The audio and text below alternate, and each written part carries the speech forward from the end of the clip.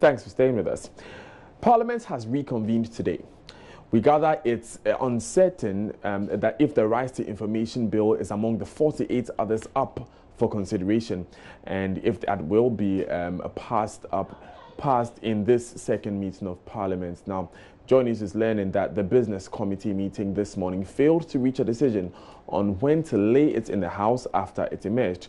Now, the Legal and Constitutional Committee requires more time to undertake some regional consultations on this bill. Now, Minority Chief Whip Mohammed Muntaka Mubarak tells my colleague Elton Brobe that development makes it difficult for Parliament to decide on it. Again, the Business Committee also agreed to ensure heated exchanges, which sometimes resulted in walkouts are addressed between the majority and the minority sides. Speaker Michael Quay is urging MPs to rise above petty partisan consideration in the discharge of parliamentary work. He also wants the Legal and Constitutional Committee to step up work on the RTI so it can be laid in the House as soon as possible. Elton Brobe joins us via phone from Parliament. Elton, walk us through some of the proceedings that have been ongoing so far. All right, so we can start with the Right to Information Bill. Because Parliament is starting today, the Business Committee met before the members came into the chamber. And missing, as far as the business for this week is concerned, is the laying of the Right to Information Bill. Now, information with respect is that the Legal and Constitutional Committee of Parliament wants to undertake more regional consultation. They've done one in the Eastern Regional Capital of Koforidua.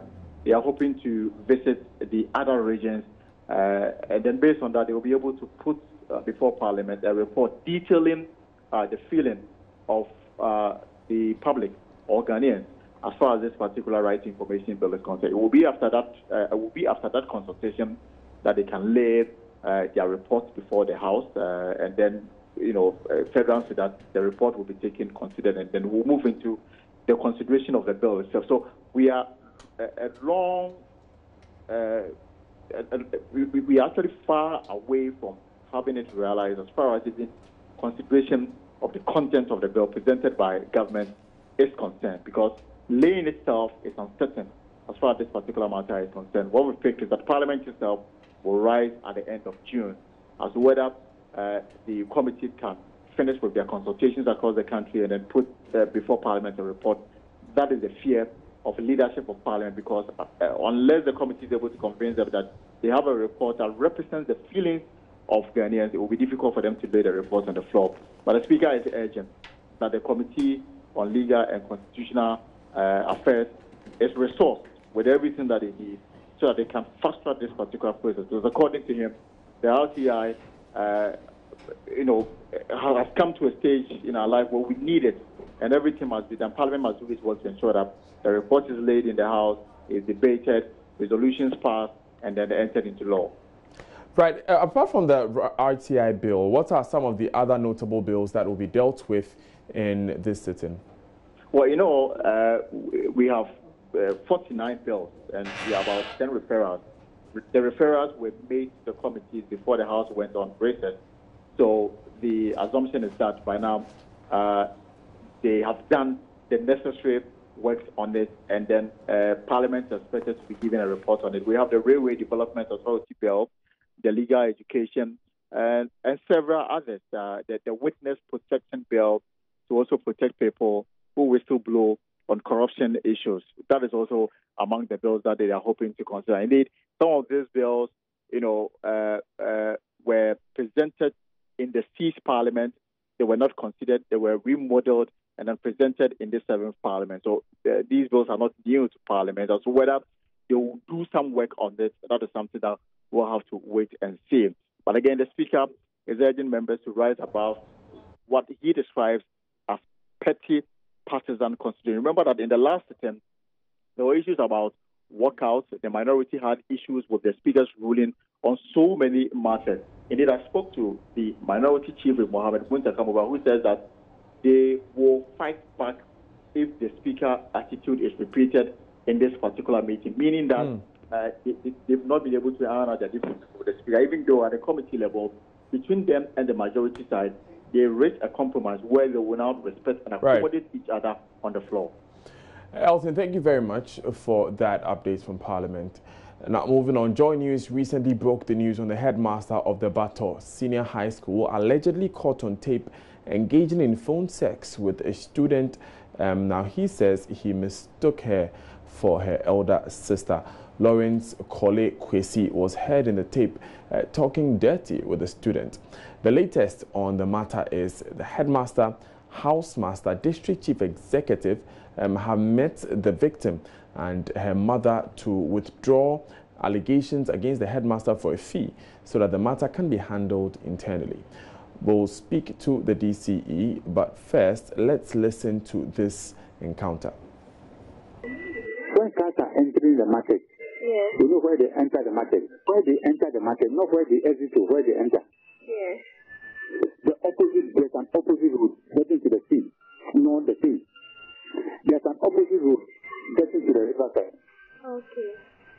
Have you passed on that road before? No.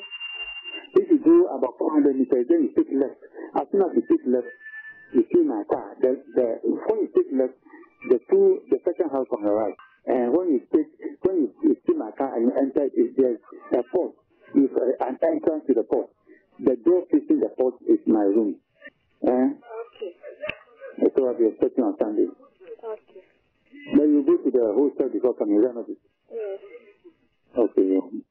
So if you need me again, you flash me, I'll call you. Okay. Bye. Now, the headmaster has since admitted it's his voice. However, he says he thought he was having a conversation with the student's sister. Apparently, the sister is supposed to be my friend, so we were dealing on that line. I believe she was the one rather pretending to be the sister. So that's I said we have resolved it. Those who give you the story, they'll tell you that we have resolved everything. Even apparently, the girl, because of my relationship with the sister, offered her scholarship to come to the boarding house and be taken care of. But she was there briefly and she went back. So that's a choice I cannot force her to do in school and to be fed by the school.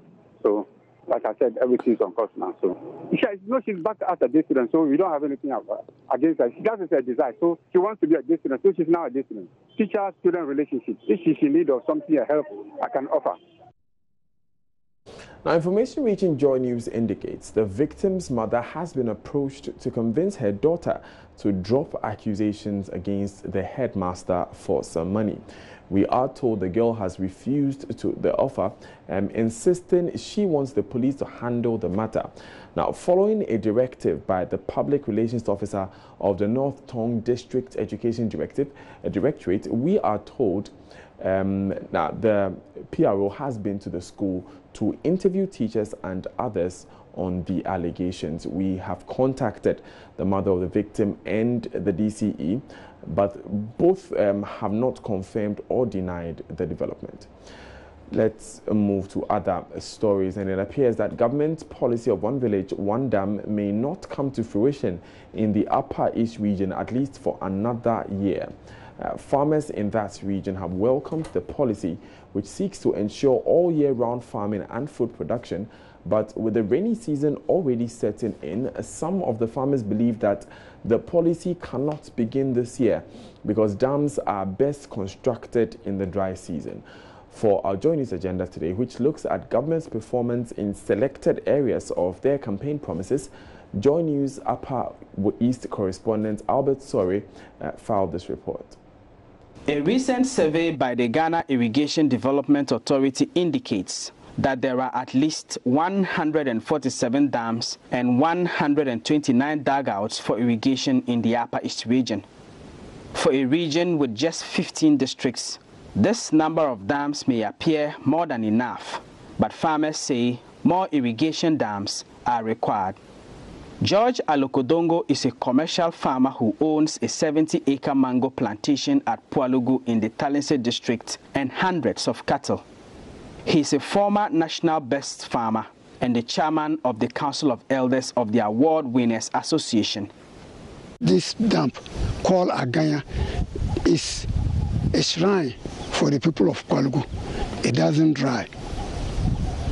And almost all the farmers depend on this river for their animals to drink, do agric like water pumps. You can see all around. We have over 100 water pumps around here.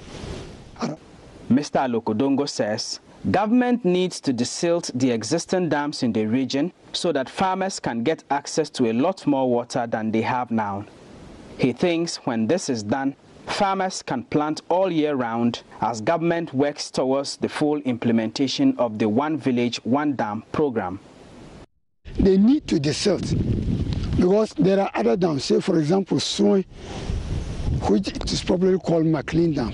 They don't need to construct anything, they only need to desilt it. If you go to Yerga VC, Kumbosco area there, they need to desilt because those dugouts were there for a very long time. They just came and dug down and nobody went even to say, oh, after 5-6 years, let's go back and desilt because as it's raining, more soil is pushing and filling the dam. So a lot of the areas, they only need desilting. Because if you have a dam there, why construct a new dam? Just go and work on the old one. The Tono Irrigation Dam in the Kassena-Nankana municipality is a major irrigation dam in the Upper East region. Hundreds of farmers here work even in the dry season because of this dam. Tetteh Ada is one of them. Mr. Ada tells me that management of the Tono Irrigation Dam has threatened to stop farmers from irrigating with this dam next year. That because we farm around the dam, it takes sand into the dam, making, let's say, the volume of water that could have been contained in the dam is not more enough. Because of we farm around the dam and we are losing the soil, rains carry back the soil to fill, put more soil matter into the dam. So now it's like the dam is big, but it's not deep again. It's not enough to collect water. Very little has been put in place by government towards the implementation of the One Village, One Dam policy in the Upper East region. Professor David Miller is a former Pro-Vice Chancellor of the University for Development Studies and currently the President of the Miller Institute for Transdisciplinary and Development Studies at Bolgatanga. One critical thing about food production system change is land and water. So if you can have a system that will enable water to be available year-round or twice a year, you are already facilitating a process towards 100% food increase. I see the issue of the One Village, One Dam in this perspective, but I don't know whether the government shares that view. I see the dams providing a water body that can service the dry season for us in the north here, such that we produce both rainy season and dry season. And by so doing, we increase productivity by 100%. Simple. A commercial farmer himself and a consultant, Professor Miller has always shared his ideas on many government policies. On this policy, which is supposed to improve the way farmers work in the northern part of Ghana, Professor Miller is convinced that government should conduct further studies to ensure the effective implementation of the program. I think that they should start now not constructing dams, but building the stakeholder relationships, doing the data gathering, doing the mapping and all the feasibilities, and revisit these same plans in the dry season before they take off. So it's quite an elaborate process I'll tell them to undergo, and then with the hope that next year they can start siting.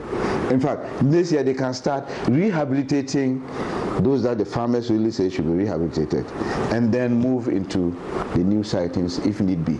They can even do the new sightings in year 4. So has government shown enough commitment so far towards the implementation of the One Village, One Dam policy? I posed this question to Professor Miller. I must be blunt, no. And more so for us in northern Ghana, it's a bit too late for this year. Dams are best constructed during the dry season. You can see the topography, you can see the flow ins and flow outs, then you side the dam. But it wasn't done last year. We are just about entering the rainy season. If you are so sensitive to the production system, you better not start the dams now. wait till the next dry season. So my best bet will be year 3. Because the engagements have not been made properly. Otherwise, they would have been advised by those of us who have lived long enough to know the area and the water system's availability as to when to start. So we've lost 2 years, and I don't know what will happen in the 3rd year. If there's a rush to meet a pledge, a campaign pledge, the dams will be cited to the disadvantage of the area. The One Village, One Dam program was a major campaign promise. But almost 17 months after winning the elections, there are no clear indications on the ground here in the Upper East region that government is committed to implement this flagship program. For Joy News, Albert Sori, reporting from Bolgatanga. Back to Accra now, where the month-long ban on drumming and noise-making has begun. The Accra Metropolitan Assembly has therefore ordered all roadside evangelism as well as the positioning of loudspeakers outside premises of churches, mosques and pubs within the metropolis to cease. The public is required within the period to ensure that noise levels are lessened to the barest minimum possible. Nancy Amefa-Jodosi has been finding out if the street evangelists obey tradition.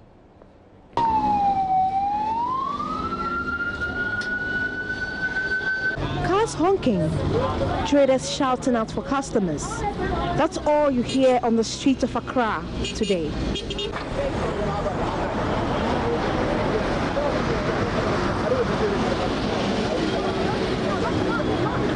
So we are at La Paz, the place that could be possibly described as a street that has the most street preachers. If you've used this stretch before, you know how noisy the place is. There are megaphones working, there are speakers all over. But today, the place is quiet. Do we know why? Just because the AMA and the Ghana Traditional Council has placed a ban on noise making. But how do people around this neighborhood feel about this? Preacher de bebre about best 7. We have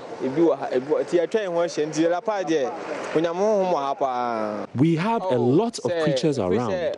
La Paz is the area for God. The environment is serene now. Now that they have left, we are excited.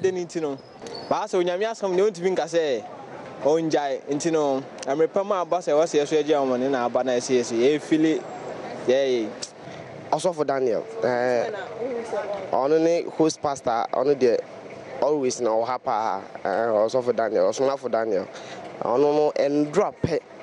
I share a dimnasino and with if you say Bible Nangasaka, I say the Kaiser, the animal Kaiser. What I say, and the years with the answer man, and they say a do bribia almost a way, and interest a Christopher, they are part of them, but. Prophet Daniel always comes here to preach. He only stopped coming yesterday. It's good to respect tradition. Oh, area had a because won't they be in your manuma and then you win say because if I say Christian, I say be a soft crying a whole preaching or kind of Nadiano, not the other shops and also phone shops and Nadiano, almost we are saying Nadiana team, Gidian. I say, who the out here cry. And then as a hard drink, a hard drink, oh, preacher there. So okay, or corner live is I have me. But we see people around the street making noise and all kind of things. So when they get to the house, people that live around see that they are making noise. Because I live at the down over here. Since that sometimes people make noise a lot. So if this like it's okay. So people tell you that they are preaching the word of God, and so for preaching the word of God, they will not preach it. They will preach for some hours. But this noise making throughout the night of the following day. So I think this one is okay. So passing here today and they're not around. Oh, how is the area like the sereneness of the area for you? Though it's very quiet, dull, but I prefer it to be like this. Both on Fridays, so many noise around. I think it's okay. Okay. In fact, my back could preach you around. So I have 5 years in it. I'm say Enra because of didn't I abrasi in tea. Yeah, who say preach you a hanamo because of say and share a hanamo. Say do some racy I needed it. And TM so said yeah, Emranity. A man has been preaching here for years, but due to the ban, he is quiet. We love it this way. For now, piece of Bajuma who say a high boko kama You might have possibly thought that these street preachers were noisemakers, but others here have a different opinion. Preaching it there, a boy and shay and crying free near my bedroom.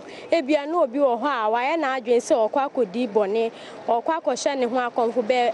Preaching near Costono, it's mission nipping crying. The preaching is very necessary. It stops people from sinning. We really miss the preaching. And also so a high because Ebiana preaching near Costo, a view or Hana, or Bia and I drink so or quaco de bonnet be crying. I'm preaching is a Bemana sacred film. High and send crying for now starting your win and high. Preachers and me feed there.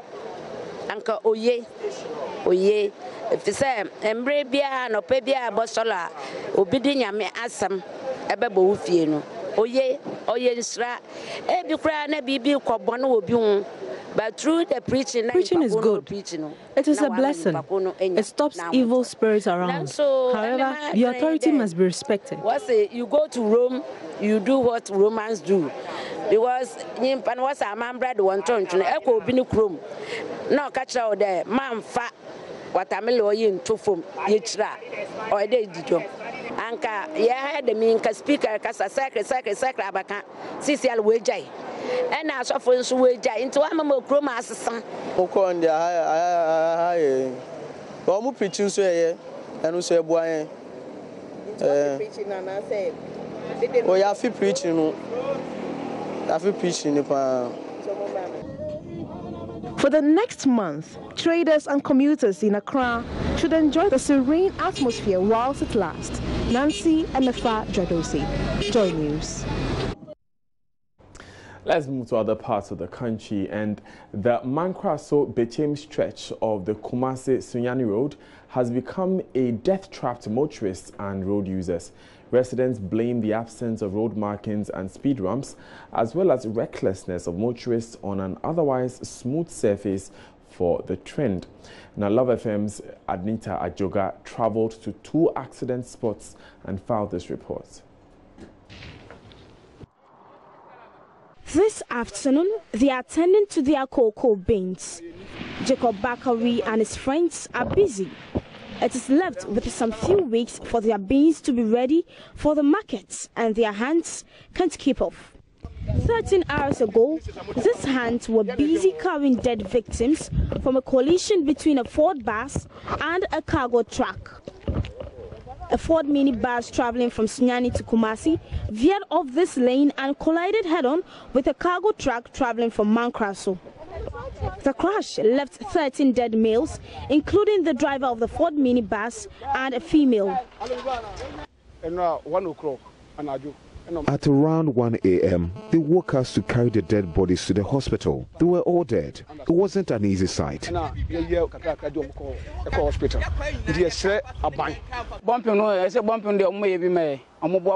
They should help us. We need bumpers. The speed is too much. They don't care whoever is crossing. We produce enough cocoa for the country. The government should come to our aid. We are at the Sinani Mankraso stretch on the Sinani Kumasi Road, where Ebony, her friend, and a military man said to be her bodyguard died in a gory accident early this year in February.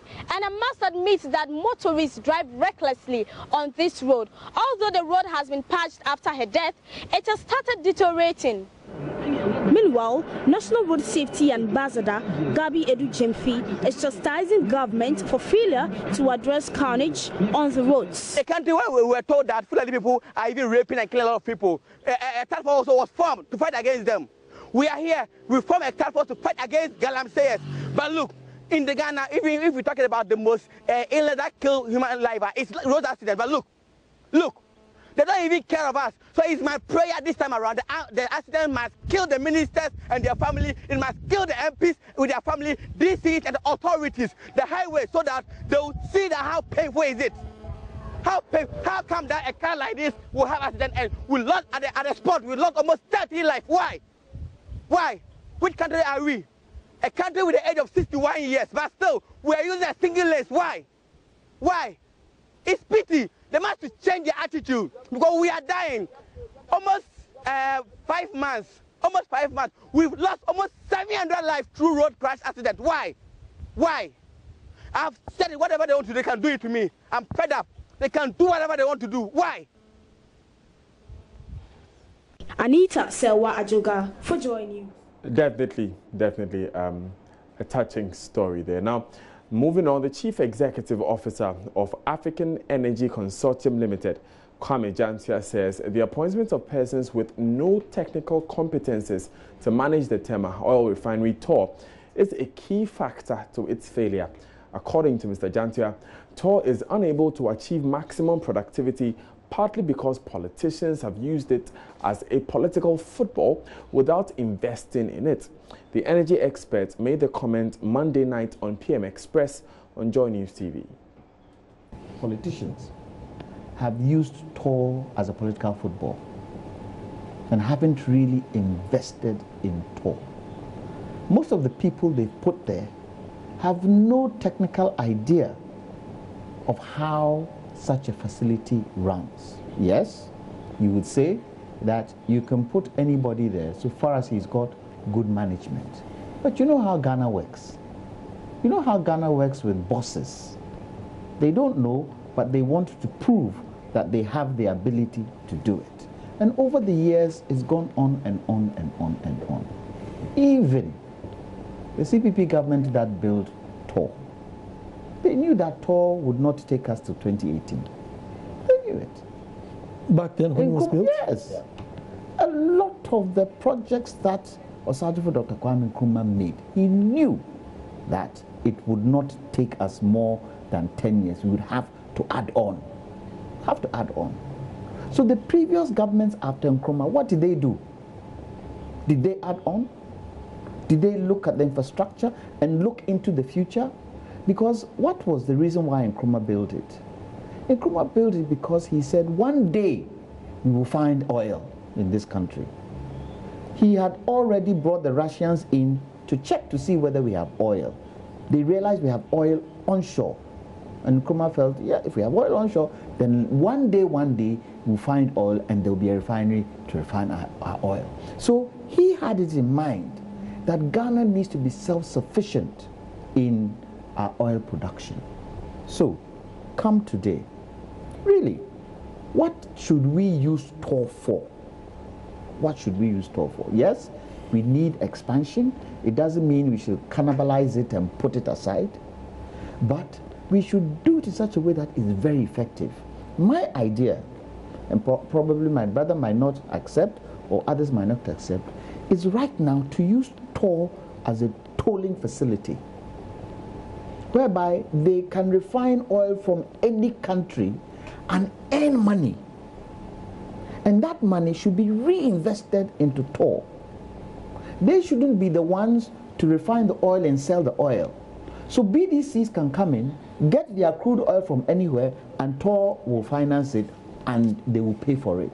There you'll be building the capital for TOR so that TOR can have enough capital to run.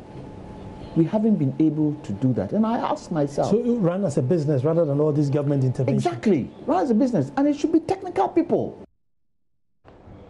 Now, workers at the Tetteh oil refinery TOR are still pushing against plans by the Energy Ministry to turn the only refinery in the country into a tank farm. Elton John Butchie, chairman of the General Transport, Petroleum and Chemical Workers Union of TOR, says staff fear they might lose their jobs. Okay, first of all, what are the concerns you have with this deal? Our concerns are not that much. Ours is that if the government or the ministry wants to put up a 150,000 barrel per stream day capacity, fine, it's a good idea. But what we are concerned about is turning the old one into a tank farm. We are saying that, have you quantified or have you measured the area or the space you need for a tankerage for a 150,000 barrel per stream day if that is it, is the area that Tor has for its plants adequate to build that type of capacity? Definitely the answers are no. Because if you are doing a 150,000 barrel per stream day plant, you need a bigger space. And Tor already has a 1 million metric ton capacity storage. And so if you are building a new refinery, I don't see the reason why you would want to scrap the old one. The old one is in existence. Tor itself has plans of expanding. And so if that is the expansion we are talking about, the expansion doesn't have anywhere in its clause that we have to scrap the old one. It is a straight building the new one just to complement the old ones, and we just have a flow. Is Tor viable as it stands now? It's viable. Viable in the sense that it is working. Tor last 2 years before we shut down had run 7 million barrels of crude oil, and we were doing tolling with Bost. Until last year when we shut down for maintenance, which is part of every engineering setup. We need to have maintenance. And we did our maintenance, we finished, and we are now firing. And all the plants are working, 2 plants. You know, we talk of an old plant. What is an old plant? The CTU we have that is being connoted as an old plant is a strong and viable plant. But there's still debt on Tor's books. You believe that it's because of the debt owed government. Definitely. It will be argued that if a new entity is set up, that entity would come and can run viably with new equipment, with new machinery that has a lifespan, of course, that will go beyond what we have now.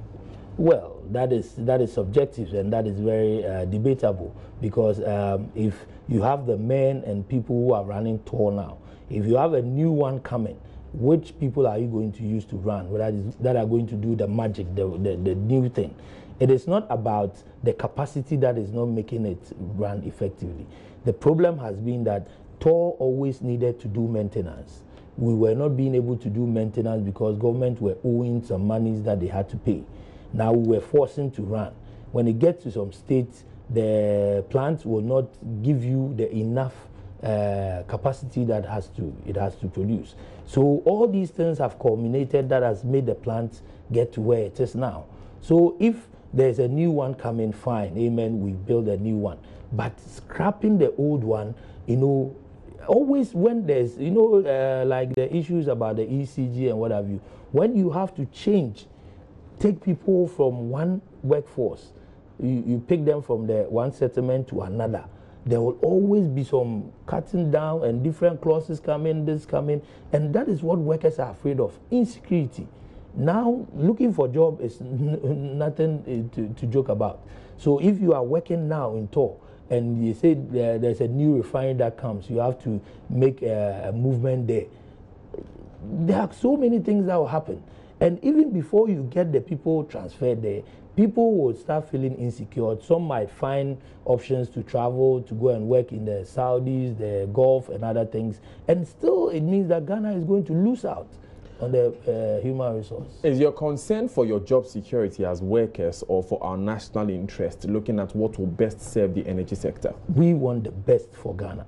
We believe that Ghana is all that we have, and the refinery is all that it takes for us to work. We've worked for there for years, and we believe that what we have done and what we've worked hard for should be sustained, at least, to serve Ghana in the best interest of the nation. But we have a machine that is close to about 57, 58 years old.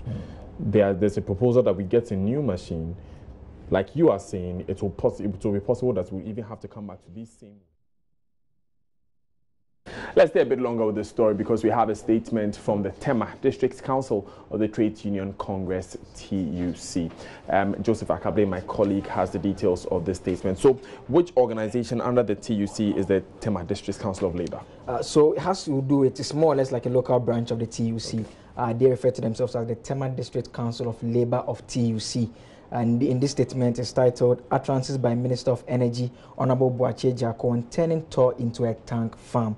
They say that they have monitored the utterances made by the minister, which they find very strange. That part of the statement, the letter here reads that, we, the executives for the Tetteh District Council, has monitored Mr. Jako closely for some time concerning his vision for Tor, and it seems he does not have any plans for the development of Tor. We want to state that such utterances are unacceptable and must be condemned. They go ahead to give a bit of background as to how TOR came into being as the vision that the founder of the country, Kwame Nkrumah, had for the TOR, and how TOR was to play a strategic role in the development of the downstream sector. But they go on to say that since Honorable Isaac Osei took over as the MD for TOR, a lot has changed there. So that part of the statement says, Mr. President, TOR has gone through massive turnaround maintenance, and as we speak, the refining of crude oil into petroleum products is ongoing. With the TDC, I'll find it unacceptable for Honorable Minister Mr. Boakye Jaku to be making such statements when he has not even paid a working visit to the refinery. So that is a direct question on the knowledge of the minister in terms of the state of TOR assistance, because the justification that we heard from government officials had been that TOR was not doing well. Yeah. And they go on to state that TOR stands to suffer if they go ahead and not pay much attention to TOR. So 3 main issues. They said first, there will be price hikes in petroleum products by the BDCs and oil marketing companies, and massive exportation of foreign currencies to import finished petroleum products, apart from massive unemployment and security threats. So they're asking that the president calls the minister to order to ensure that TOR remains a refinery and not turned into a tank farm. Is there any specific response to the Deputy Energy Minister's concerns that the capacity of TOR makes it not very viable? In fact, the only part that they make reference to the ministry is where they say that the minister has not visited TOR and is not aware of the state of TOR. So they maintain that TOR is functioning and is currently has undergone maintenance and is doing quite well. And they believe that if much attention is paid to TOR, TOR can get better. Thank you, Joseph Akable. He is my colleague here in the newsroom. On this note, let's switch over to Emmanuel Abuajibiafi, who brings us business.